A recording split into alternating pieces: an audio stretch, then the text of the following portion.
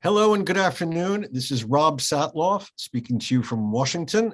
I'm the director of the Washington Institute, and I'm delighted to welcome all of you to this very special policy forum in which we are celebrating the publication of a new book by our senior fellow, Anna Borshchevskaya, a new book titled Putin's War in Syria, Russian Foreign Policy and the Price of America's Absence. Syria isn't in the headlines much anymore, although for the last 10 years, it has been a central story in America's engagement with the Middle East, engagement sometimes at arm's length, sometimes deeply involved, and sometimes indifferent to what is going on in that war-torn country, which has seen such tremendous human suffering as a result of the Assad regime's brutal crackdown on what began as peaceful revolt just over 10 years ago.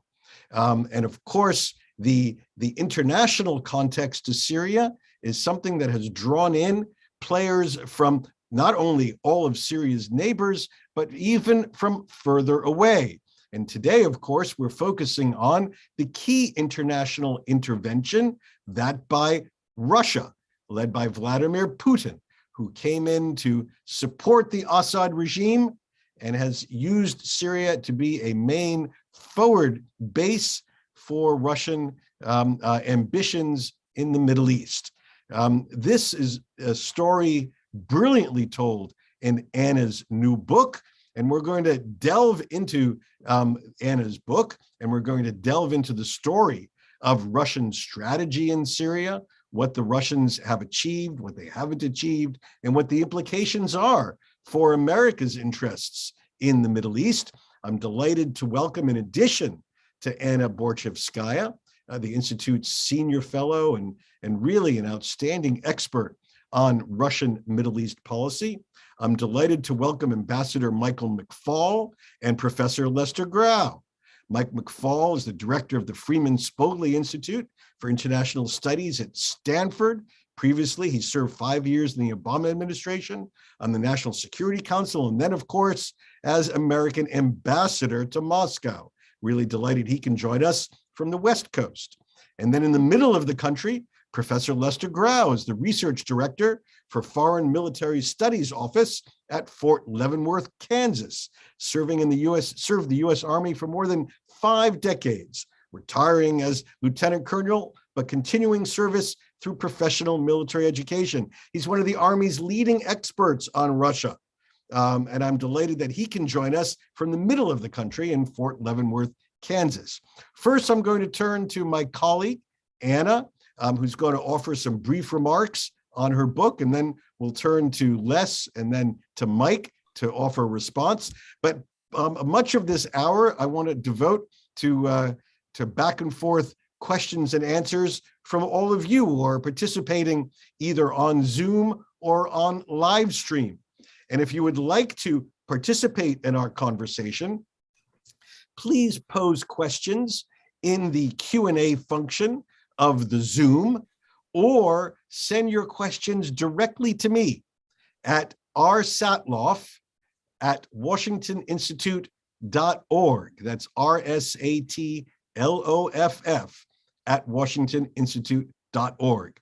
And perhaps most importantly, if you are enthralled with this topic and need to get more, I highly recommend ordering Anna's new book. And to purchase it, you will find a notice on your screens throughout this program. Please use that link, and you can have an opportunity to buy this book directly from Bloomsbury. So with that, it's a great privilege to turn the podium over to my colleague, Dr. Anna Borshchevskaya. Anna. Thank you very much for this kind introduction. Good afternoon, good morning, and good evening, depending on where you are. And thank you for being here. I'd like to start the conversation about Russia in Syria by first putting it into broader, very important historical context.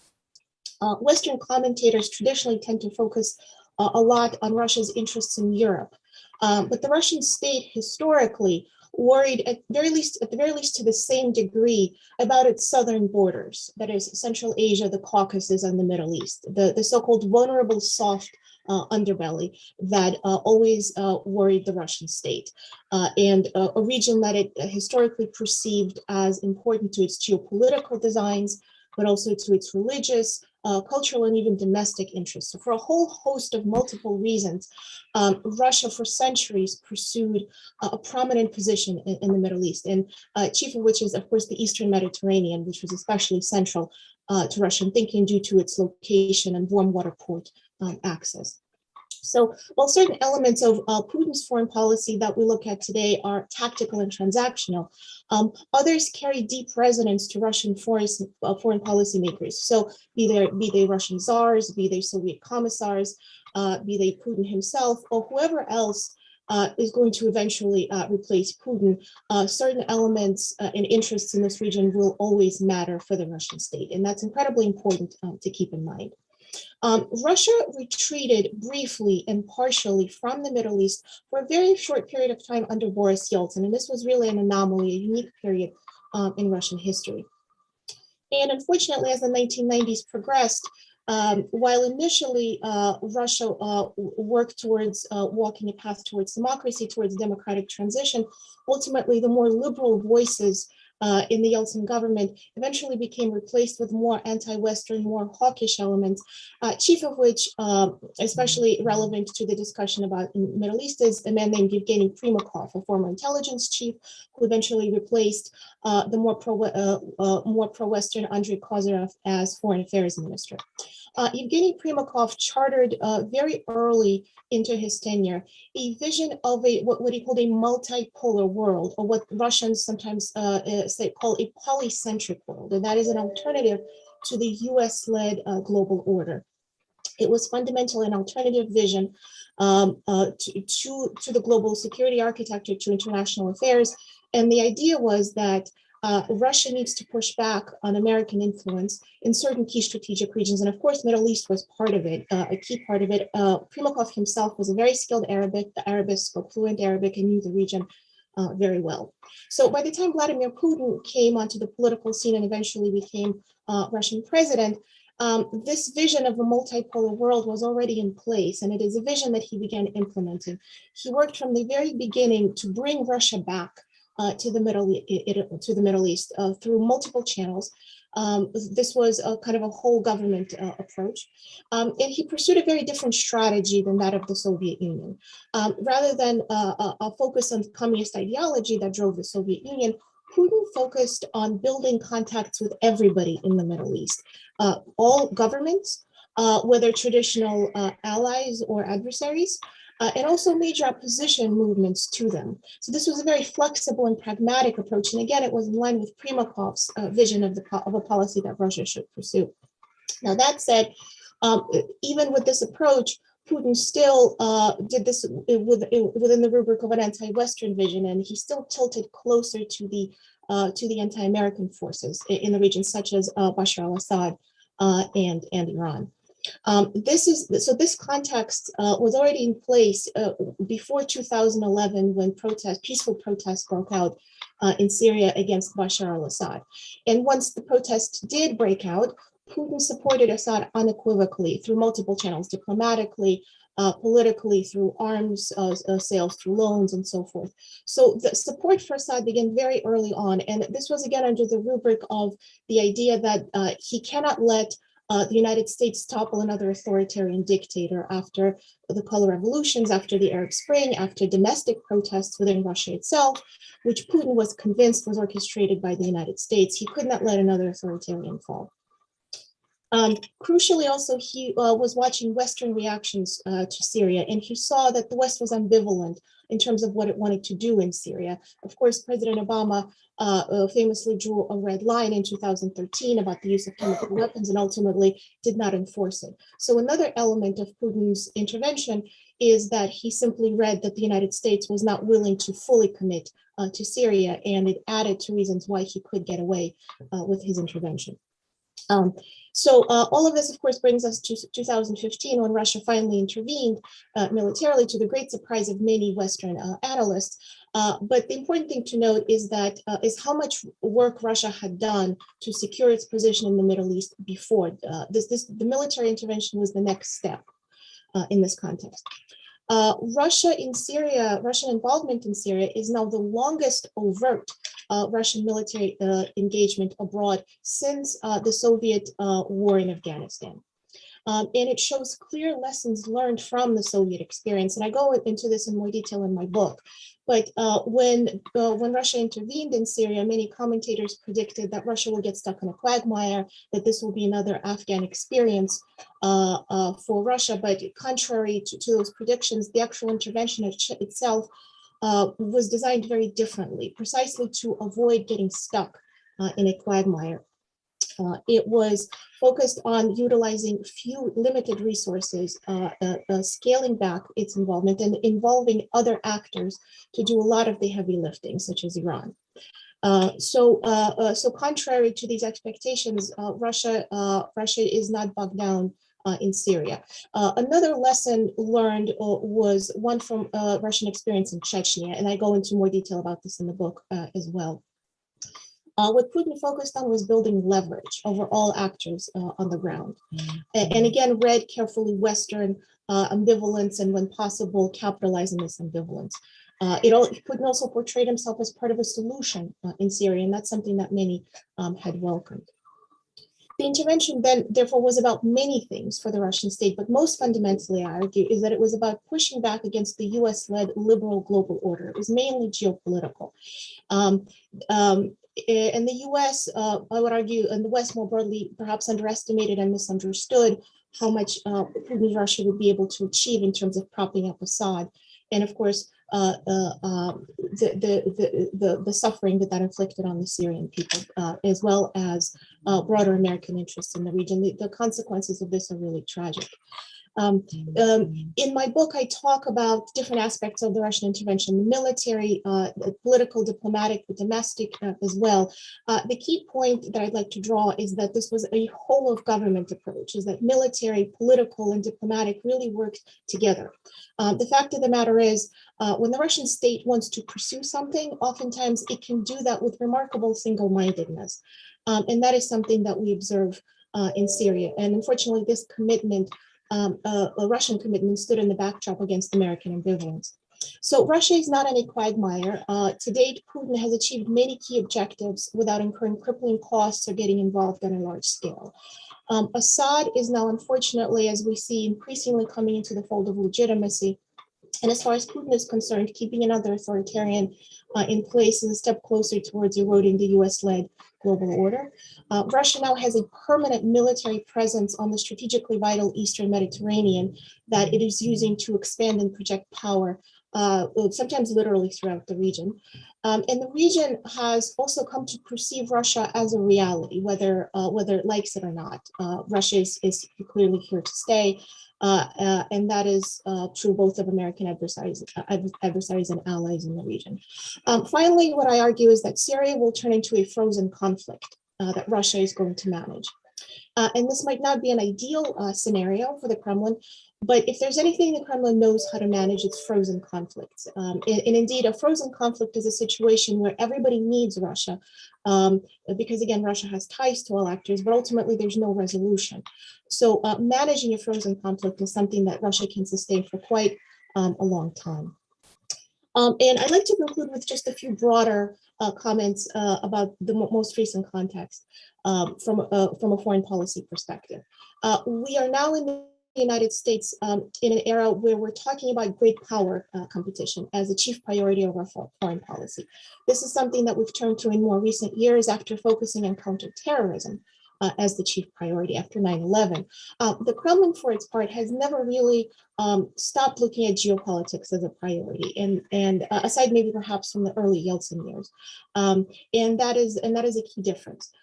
So this is not a new competition as far as the Russian state is concerned. I would also argue that the world is still unipolar, and the United States retains a lot of advantages. but it is often possible to squander advantages. So the issue is not whether the world is bipolar or unipolar or multipolar, but whether or not we're going to see the Middle East as an important arena of competition as we look towards China. It's clear that China is our priority, but Syria is certainly not a distraction from competition towards China. In fact, and indeed, because the Middle East has historically been an arena of great power competition, that is not going to change. And the question is whether or not the United States is also going to compete. And I'll conclude there. Thank you.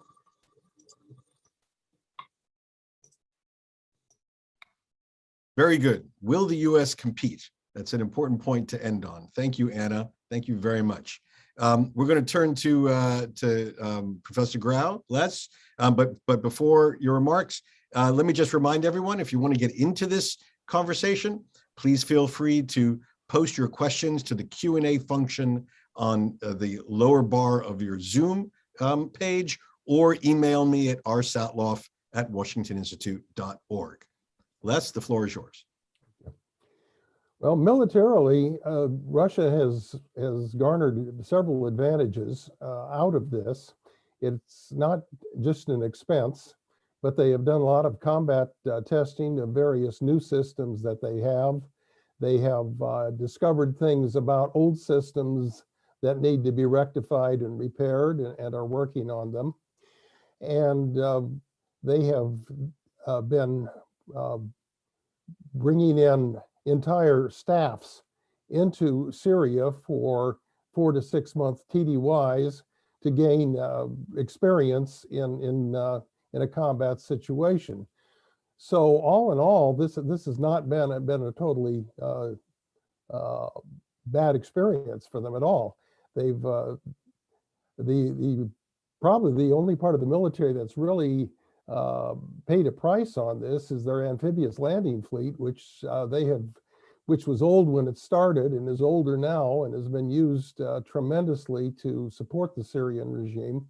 And so we're starting to see a rebuild of much of the amphibious landing force, and ships cost money, so it's not totally without problems, but it's militarily been something that they've been able to handle. They've brought a lot of new concepts, new equipment out as a result. They've field tested some rather remarkable equipment. Their new pontoon bridging system that they threw across the Euphrates and kept in operation for over 8 months was certainly an amazing engineering feat. So they've done some very positive things for their military while they were supporting the Syrian government.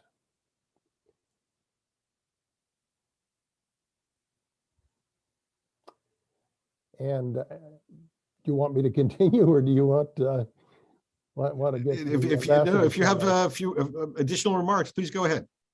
Well, I would just, number one, I was knocked over by Anna's book. She's done a marvelous job. And one of the things that when we look at Russia, we forget that they do have a very large Islamic population, and that the marriage between the mosque and Orthodoxy has not always been smooth, but they seem to have managed to do a fairly good job in putting this together. And I think the ambassador would be more on key on how this is settling in Russia itself. But it's great. But I congratulate Anna on an excellent book.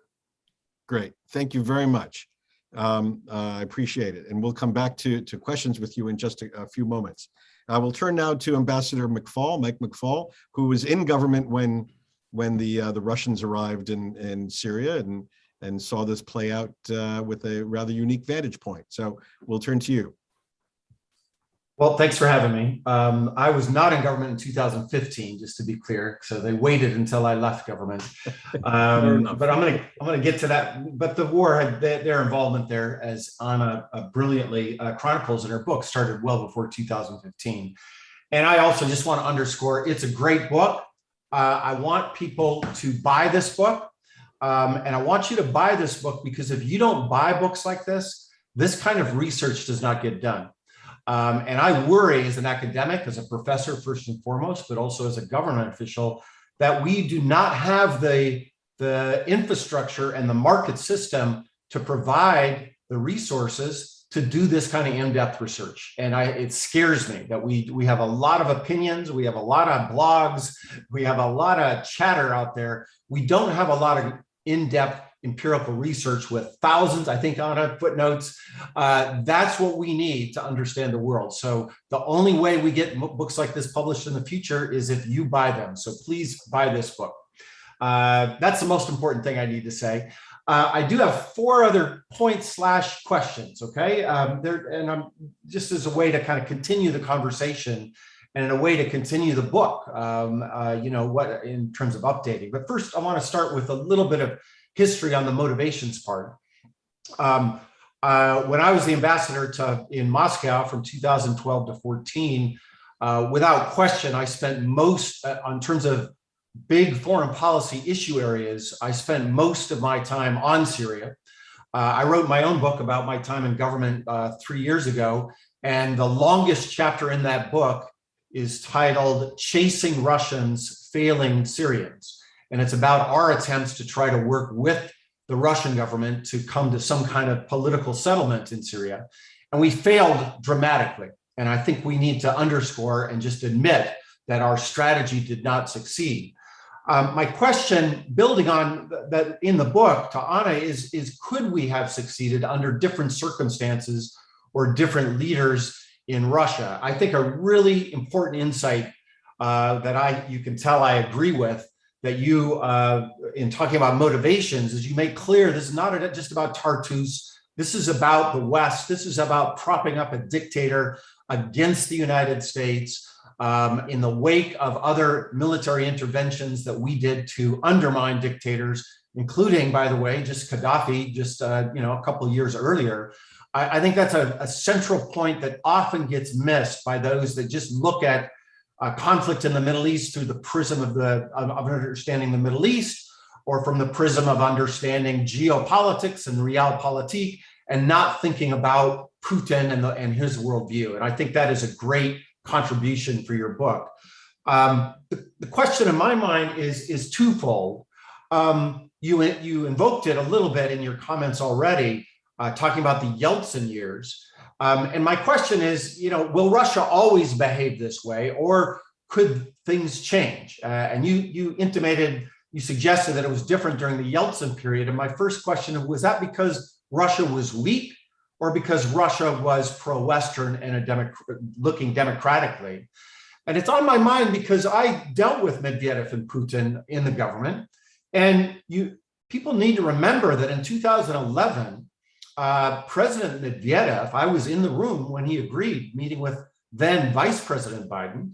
In March 2011, he acquiesced to UN Security Council resolution to use force against Gaddafi. That never happened in Russian or Soviet history. Rather remarkable, I'll tell you honestly, sitting in the Kremlin that night, I was shocked. I was surprised that he did that. And we know how Mr. Putin responded to that, not very favorably. And so the question I have, how much continuity do you think there will be moving forward with respect to the Russian approach or the Putin approach to conflicts like Syria? So that's question number one about motivation and counterfactuals. Second, and you have this documented. I just want you to say more about it. What exactly did Putin win? Victory, most certainly, I think, and Lester just talked about it, in terms of the air military campaign.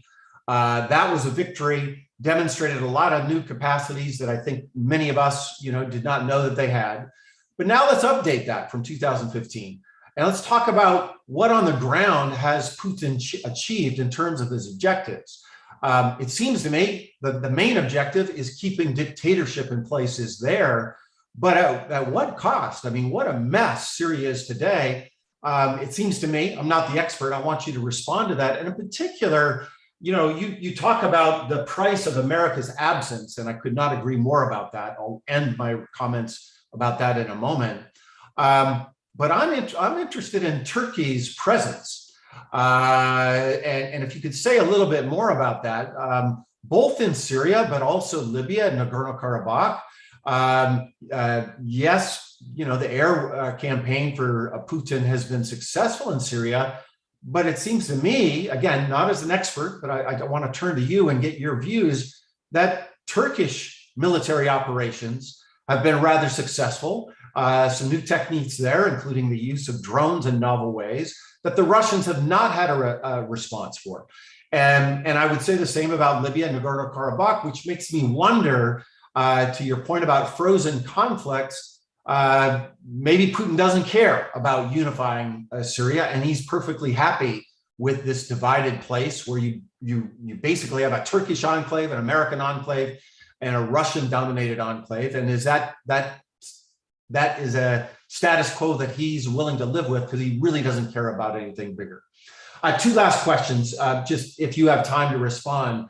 I'm interested in the lessons learned from this war so far by other observers.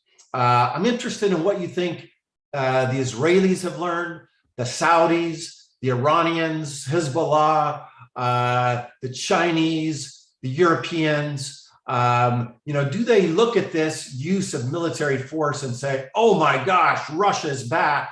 We need to now cooperate with them because they're a powerful actor in the Middle East? Or do they look at Russia's new military presence in Syria and shudder at that and think, oh my gosh, Russia's back, what a nightmare.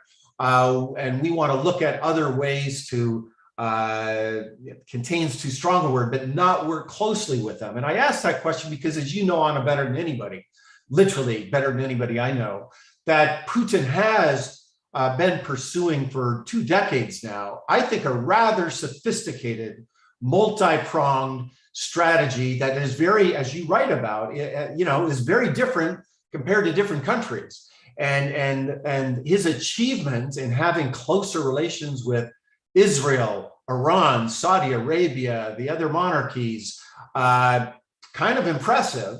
Nobody else is achieving that, it seems to me. And yet I'm interested in how this war impacts on that diplomatic strategy that he had in place before this. And I don't know the answer. I'm interested in what you think.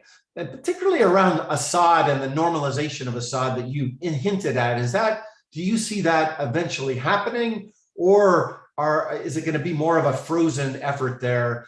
And to the extent that you can talk about different Russian interests versus Iranian interests, I'd be interested in that too. I know I'm asking you to do a lot in whatever time Rob's going to give you. And the last question is the obvious one, because of the subtitle of your book, just to update us to the best of your ability. As you know, there was a rather big controversy in the Trump administration about the war in Syria. Secretary Mattis resigned 2018, as I recall. Brett McGurk resigned, not supportive of what the president wanted at the time. Brett McGurk is now back, as we all know. He works at the White House. I presume he's playing a major role in the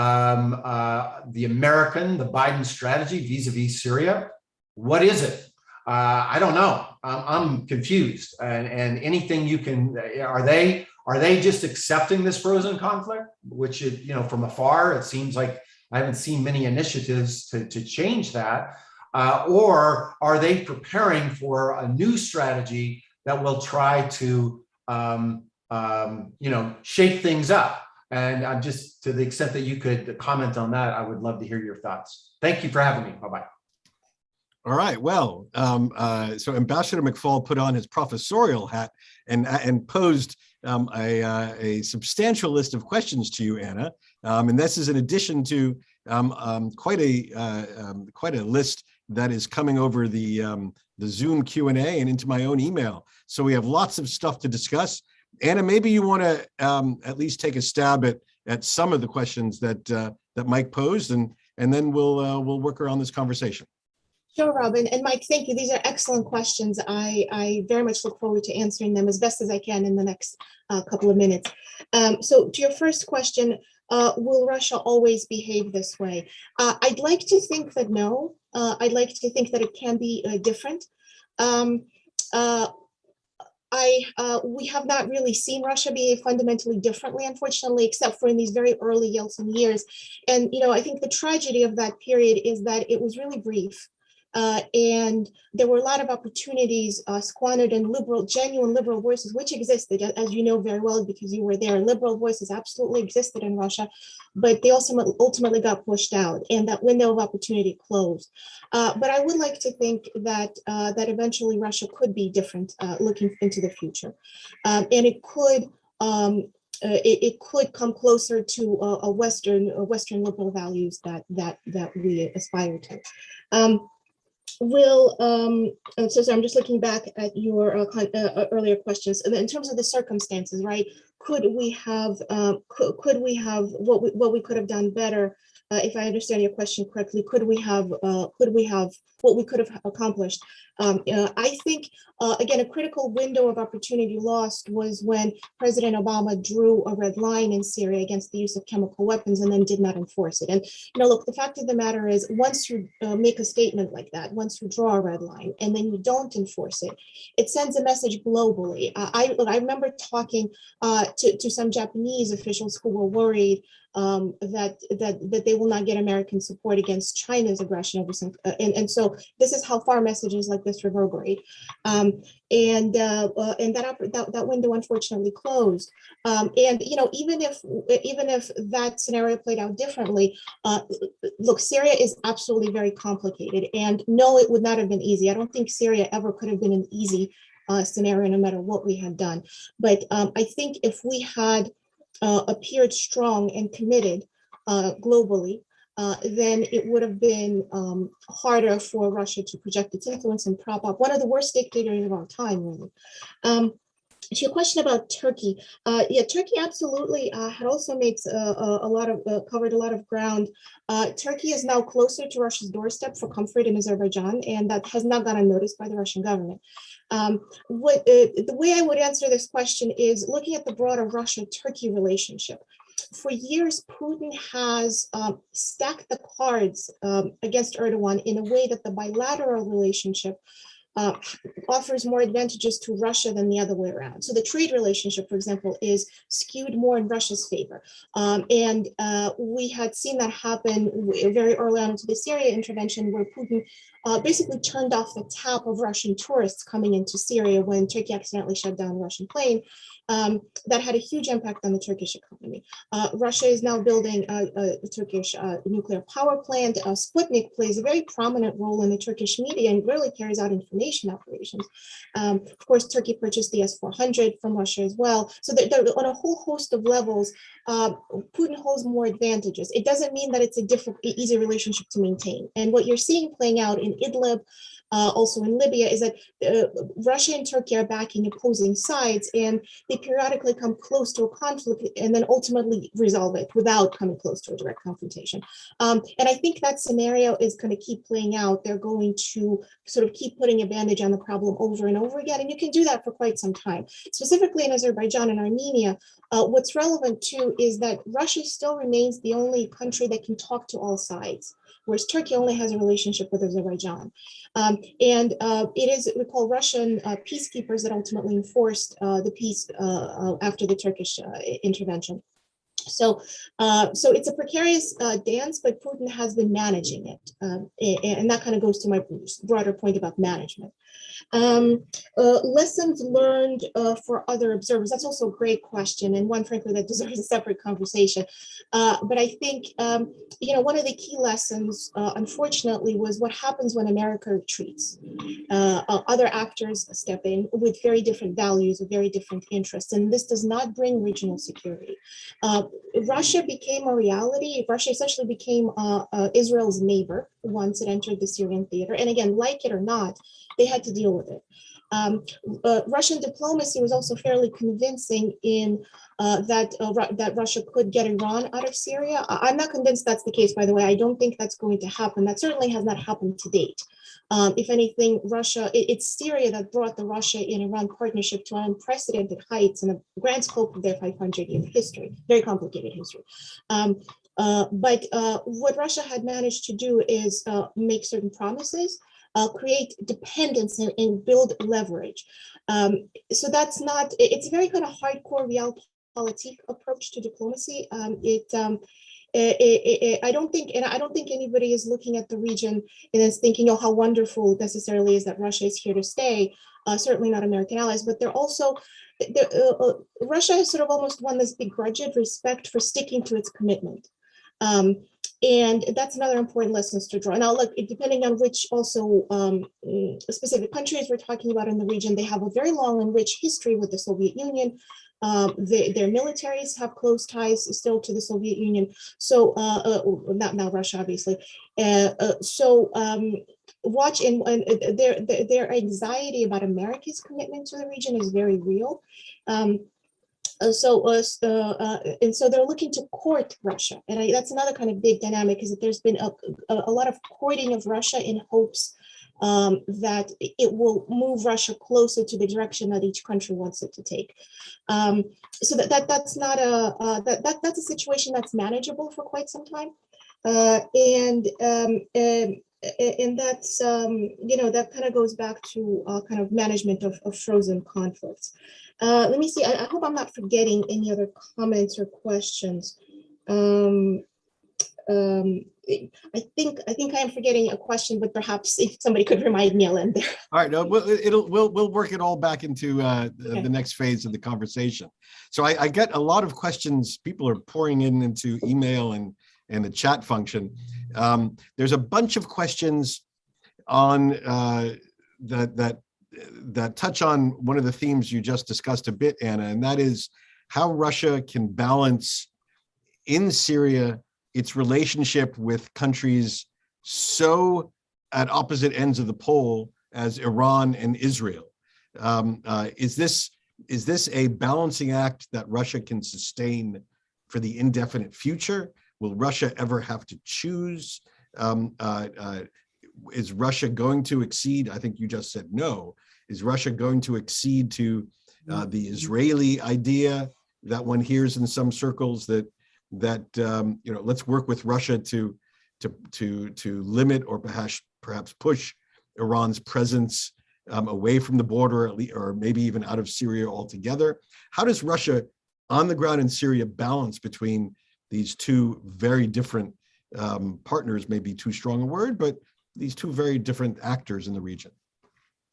Yeah, I mean, Russia balances, first of all, by building good diplomatic relations, by acting as a channel to Assad. For example, when it comes to Israel and even Saudi Arabia, once Russia entered the Syrian theater, they had come to see it as the channel to Assad. So Russia can talk to a lot of actors that nobody else can talk to. It can serve as an intermediary. And that is really the position Putin has cultivated, sort of putting himself at kind of this apex of a larger pyramid of all these conflicting, very contradictory relationships. It has been, again, it has not been an easy act to handle, to manage, but it also one that to date Russia has managed fairly well. Now, if there was a war eventually to break out between Israel and Hezbollah, or Israel and Iran, it could complicate the situation for Russia, because the one thing it does not want to do is to overtly take sides. Kind of the essence of this diplomacy, of this approach, was to not take complete sides against or with anybody. In fact, in this sense, Assad is almost an exception, because here, like it or not, they did take a side, no matter how much the Russians say that they're committed to quote unquote legitimate government of Damascus. It's still clear it's Assad. Depending on how things could play out, the Middle East, as we know, is very unpredictable and volatile. Russia could eventually be forced into a position of choosing a side, which I think they will resist tooth and nail. I think the more likely scenario is that they're going to keep positioning themselves as a peacemaker. And they're going to, again, promise mediation. They're going to promise very limited involvement. And we've seen this happen in Syria, right? Russia served as a guarantor of a whole host of ceasefires, all of which have broken down. And yet more and more ceasefires were negotiated over and over again in hopes that Russia can manage the new ceasefire. So it's a precarious situation, but one that's regrettably quite manageable. Questions that really apply to all of you in different ways. A question from many people about the staying power of the American military presence in parts of Syria. We currently have a base in Tanaf. We have some Americans deployed in northeast Syria in what is characterized as an anti-ISIS mission, but also has other derivative benefits in terms of denying Iranians access to certain things. And so I want to ask each of you in your own orbits, the military question, the more political strategic question, about the staying power of the current American deployments in Syria. Open to all of you. I'll be the first one. And actually this reminds me of another question that Mike has asked, and now I'll get a chance to address. And that is about our policy in Syria. And, regrettably, Mike, I also don't fully understand our policy in Syria as well. And that's frankly quite troubling. The Syria policy had been under review for quite some time.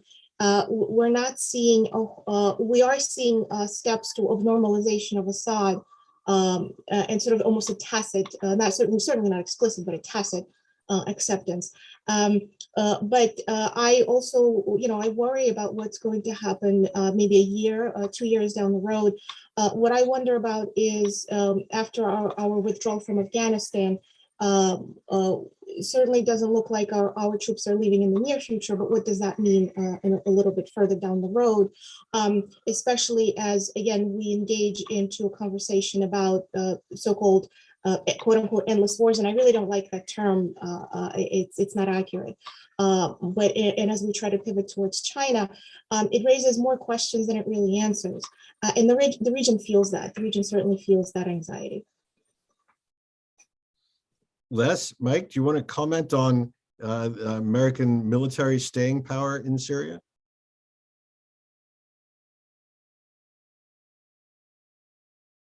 Les, you're on mute if you're trying to come in. You're on mute, Les. Here we go. Actually, I'm the wrong person to ask on this because I spend all my time reading Russian military journals and very little time reading U.S. military journals, except to try to stay on top of what my readers are concerned about. So I really don't get into U.S. policy, U.S. military policy, and that I strictly spend my time looking at Russia and her military. So. Okay, I'll come back to you. I have another question for you in just a minute. Yeah, thanks. Okay, Mike? Well, I don't have any great insight either. And it's not a military question. It's a political question. It's a strategy question, like Anna intimated. I do know Brett McGurk pretty well. He came to, he worked at my institute after he left the government. By the way, Secretary Mattis is also at the Hoover Institution. So we talk about these things before Brett went back into the government. My sense from afar is they're most concerned on just smaller things. It took a great deal of diplomacy just to keep the border crossing opening for humanitarian assistance. That was discussed between Putin. Well, I don't know if it was discussed. I want to be careful what I know and what I do not know, but President Putin and President Biden met in Geneva. McGurk and his counterpart, Vershinin, was there. They were there. They were negotiating up until that point, and I was told that this was going to be one of the deliverables of the summit. They didn't quite make it then, but it happened a few days later. But what I'm struck by is think about what we're talking about. The deliverable of our diplomacy is to maintain a border crossing to provide humanitarian assistance to the suffering people of Syria. That's where we're investing maybe even presidential time just to achieve that very bare minimum. And I think that demonstrates the balance of power, if you will, how grossly it has shifted in Russia's direction vis-a-vis Syria. And that to me suggests that our ability to stay there, I think as long as nobody pays attention, and so we're probably not doing anybody any favors right now by talking about it. I tend to agree with Anna that Putin's happy with the frozen conflict. And I think, that's something I learned when I was in the government. American diplomats, including myself, we tend to be problem solvers, right? If there's an issue out there, we think about it like engineers. I live here in Silicon Valley, right? There's a bug in the system. We need to fix it. We need to repair this. And oftentimes we do it even in places where our interests are rather minor, but that's the mentality that we approached a lot of issues in US-Russian relations. What I learned watching Putin, and I watched him in the government for 5 years, but I've been watching him, and I met him first in 1991, so we go way back, is he's perfectly happy with long-term status quo where you don't solve problems. And he thinks time is always on his side. He thinks we will lose interest in conflicts that we think were really important. And, there's some empirical data to support that hypothesis about American staying power, right? Thinking about Ukraine, for instance, thinking about how concerned we were about 2016 and their intervention in our elections compared to now. And I think he has a general strategy of just waiting out. And, he's now on his 5th president, if I'm not mistaken. And every time they come in, they want to have some kind of, managing these conflicts attitude with them. And so he benefits every time there's a turnover. And I think in particular with the Biden administration, when they say, some of their language suggests that they also are comfortable with frozen conflicts, including a frozen conflict between the United States and Russia. They don't want any escalation, right? That's the language they use. And so when Putin hears that, I think he's very comfortable with that. What I don't know is the American political question, not the military, that if there was more attention, I don't think most Americans know what we're doing inside Syria. I think they'd be surprised to know that the level of forces that are there. And if it were revealed and it would become a political question in both Democratic and Republican parties, by the way, not just one, but the kind of isolationist tendencies you had in both, then I think there would be pressure to withdraw. And I don't think there is a political argument to sustain our presence there. But right now, I think it's staying because nobody's really paying attention. Okay, thank you. We do have a more military-focused question that concerns Syria as a venue for Russian contractors, Wagner, and what we learned from the experience there, what we've seen in broader Russian contractor activities elsewhere in the Middle East, such as Libya, and what lessons we're drawing from their operations there. So perhaps Anna and Les, if you have comments on this issue, that would be useful. You want to lead off, Anna, or should I? Go ahead, Les. Okay. Well, number one, Wagner is illegal under the Russian Constitution, which is surprising, but then it hasn't stopped them at all. And Wagner and like companies have served a purpose and continue to serve a purpose. And they allow Russia to do things that they might not want to do with a government-sponsored force. So they provide a certain distancing between what Russia is doing and what is happening on the ground. Wagner has a history. They all have a history of these private military companies. They provide a good background, and Anna's done a bit of this in her book. So why don't I pass that off to you now, Anna? Okay, Sure. Anna. Sure. Yeah. Thank you, Les. Yeah. First of all, exactly as Les has pointed out, technically, private contractors are legal under Russian law. It's a very important, unique feature of how Russia approaches their use, and yet that hasn't stopped them. And so the question is why and how, I would say. And the first thing to point out also about the Wagner Group, very oftentimes commentators tend to describe them as mercenaries, and it's perhaps a useful shorthand, but they don't behave as traditional mercenaries, right? So mercenaries perform a very specific function, a very limited function. They get hired to kill. And that's really it in the story of the contract. But Wagner and other Russian PMCs, they sometimes act like mercenaries, but other times they perform other functions of advisors, guarding sort of natural resources, providing security, and there's really no equivalent in how they behave as compared to the Western states, also where this behavior is much more regulated and transparent. There's a wonderful scholar, Columbia University, Kimberly Martin, who has written an article that I cited in the book that describes in more detail, again, this very unique thing, basically, that the Wagner Group is from a legal perspective, that they're certainly not just mercenaries.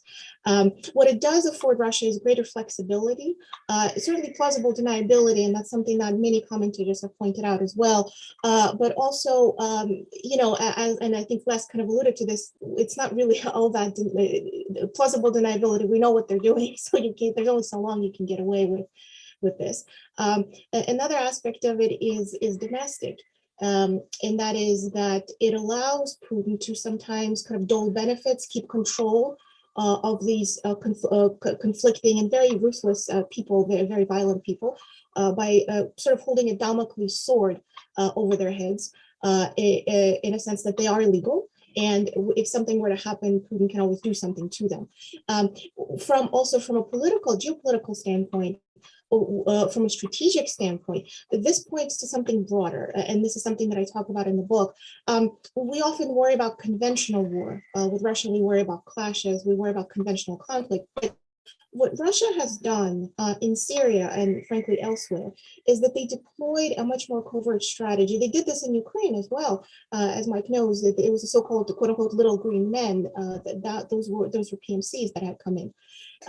So it's a strategy of a country that understands it has limited means, and it is pursuing a strategy of limited means against an adversary that has a stronger conventional military. And so what I wonder about is, once PMCs are on the ground, they can act covertly. There's very little ways to track what they're doing, and they can set up a lot of advantages for the Russian state, and then the Russian state can present the world a fait accompli, and that's sort of what happened in Crimea. And so, from a strategic standpoint, it goes to the issue of the future of conflict, the so-called gray zone activities, and the future of conflict is not simply conventional; it's about these gray zone operations. Great. So we have a bunch of questions. We only have about 7 or so minutes left. Let me ask you one about chemical weapons. Now we know that Assad used chemical weapons. The Russian-American agreement to take them out was the alternative to the American deployment of force, the Red Line affair. But we also know that that agreement did not pull out all the chemical weapons, and we know that there have been chemical weapons used by the Assad regime since that original agreement, the Red Line. So what do we know about the Russian approach to Syria's use of chemical weapons, Russian connivance, Russian support, Russian opposition? What do we know about Russia's policy and Russia's role in Syria's continued use of chemical weapons? Sure, I'll take that question, Rob. We know first and foremost that the Russian government denied that Assad used chemical weapons repeatedly. They've obfuscated investigations into Assad's use of chemical weapons. They continuously claim that the United States has a double standard. In fact, Lavrov just gave an interview earlier this week using that very same term, talking about the United States and Syria and use of chemical weapons. So we know they've taken Assad's position basically on this issue, and as the question mentioned, indeed, what happened exactly is that Putin had brokered this agreement of removal of chemical weapons, and chemical weapons continued afterwards. And I remember thinking back then at the time, do we really expect Assad's biggest supporter, his ally, his partner, to truly disarm him? Unfortunately, I think that it points to a certain degree of wishful thinking. It certainly would have been wonderful if Putin really did disarm Assad from his chemical weapons arsenal, but in fact, the only thing it allowed is for Assad to continue and for Putin to score. Anything further either of you, Mike or Les, want to say on the chemical weapons issue? Just to add a small point, and it's more of an empirical confirmation or not. There have been, again, I don't follow these issues as closely as I used to, but there have been fewer attacks using chemical weapons of recent years, and one explanation for that is the Turks. That the Turks have shot down all of the Assad's helicopters, and he doesn't have the capability to deploy these barrel weapons in the way that he used to. And I don't know. I'd be curious if others on the panel know if that is a explanation or not. And more generally, I'm just curious. You can tell I'm curious on the Turkish. I want to know more about Turkey and Syria vis-a-vis Assad and vis-a-vis the Russians, because it, as Anna talked about earlier, it is a very strange, delicate, odd relationship you have between Putin and Erdogan. And I remember this from my time in the government. On the one hand, they're supporting different proxy groups, not only in Syria, but Libya and Nagorno-Karabakh, less so in Nagorno-Karabakh, but most certainly in Libya. By the way, if I'm not mistaken, there's Syrians fighting in Libya as well. On the other, and they fight to stand still, and they come close, as Anna said, to actually conventional conflict between Russians and Turks. But then they always find a way to back down from that. And then on the other hand, they're Putin selling S-400s to Turkey. I just find it a very interesting is a weird word, a diplomatic word, but that is maybe have been an unintended positive consequence of the Turkish presence in Syria that has limited the air force capacity of Mr. Assad. And when you rely on the Russian Air Force to do these things, of course, they're not going to allow their weapons platforms to be used for chemical weapons use. So actually, quite a few people want to get in and push the Turkey angle of questioning in the following way. Actually, it's quite ironic how many people ask almost the same question. Should we be concerned that there's a deal to be done between the Turks and the Russians that effectively get rid of the Syrian Democratic Forces, get rid of the sort of statelet in northeast Syria, see the Turks expand their authority, see the Russians push us out, and redraw the map of Syria? Is this something we should wake up and be worried about?